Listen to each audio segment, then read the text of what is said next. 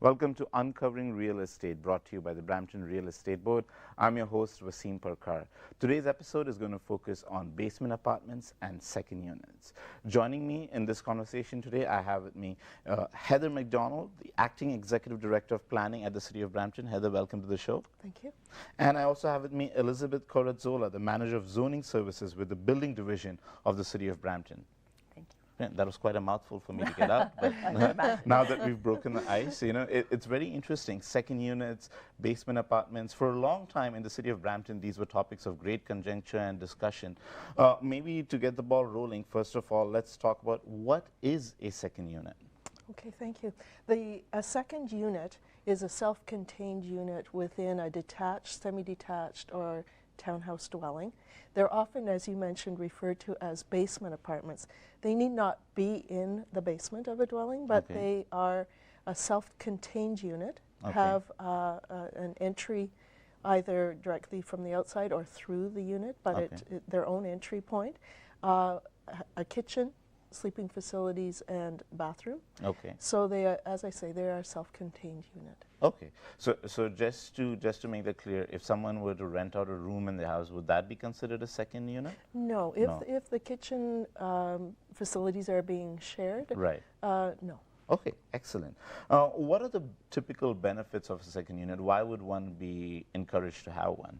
Well, second units, the province of Ontario passed legislation back in 2011 to require municipalities to permit second units, and that was part of an initiative to increase the amount of affordable housing. Second units, under the program that we now have in place, when they are registered and in keeping with building code, fire code, electrical safety authority requirements, they are then safe, affordable housing. And second units provide opportunities for seniors perhaps to age in place, not have to leave their home, and also for young people trying to get into the market, to be able to have money towards paying their mortgage, and also for people who require affordable housing in a neighborhood where there's amenities and services that they can take advantage of. So all in all, if implemented properly, what you're suggesting, Heather, is that it is actually of great utilitarian benefit because there are many different aspects of society that could benefit off a second unit. Absolutely. Excellent. I guess that brings me naturally to the next question, and how does one apply for a second unit? And I'll let Elizabeth speak to that. Sure, thank you. Applying for a second unit is a relatively straightforward step. It may seem somewhat daunting to people at first, but it's making an application. There's an application form that's available either online or at our building division offices at McLaughlin and Queen. Filing that application requires the initial payment of a $200 registration fee as part of the application process, and then submitting all of the required documents. As part of a review for a second unit, we need to see both a plan of survey of the property. We need to see a concept site plan showing where the entrance is located, how your driveway is configured, and what the layout of the unit looks like inside, so a little floor plan of the dwelling.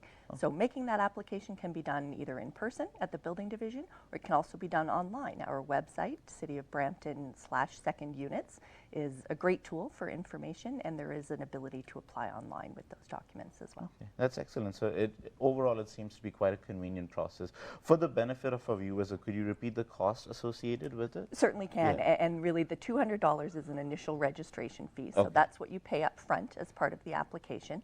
And then the fees associated for registering an owner-occupied unit would include a final payment of $500 for a registration fee. If it's truly an investment property that the owner does not live in, then the final registration fee is an additional $1,000. So it depends on the circumstances in which you're applying for a second unit. Yes, it does. Yes. Okay, great. You know, and now I'm coming into a topic that really was a source of much political discussion even, and this is that why does someone actually need to register their second unit with the city?